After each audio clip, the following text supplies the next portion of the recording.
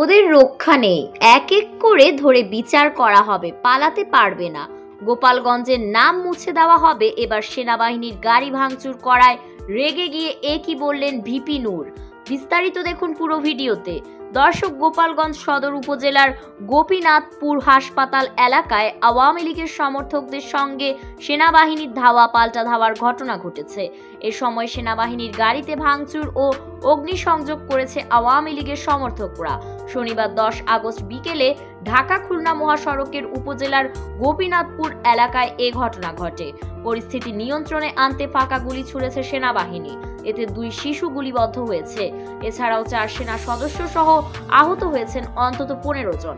এদিকে প্রকাশ্যে আওয়ামী লীগ নেতা কর্মীদের সেনাবাহিনীর সাথে এমন আচরণ দেখে রেগে গেলেন ভিপি নূর।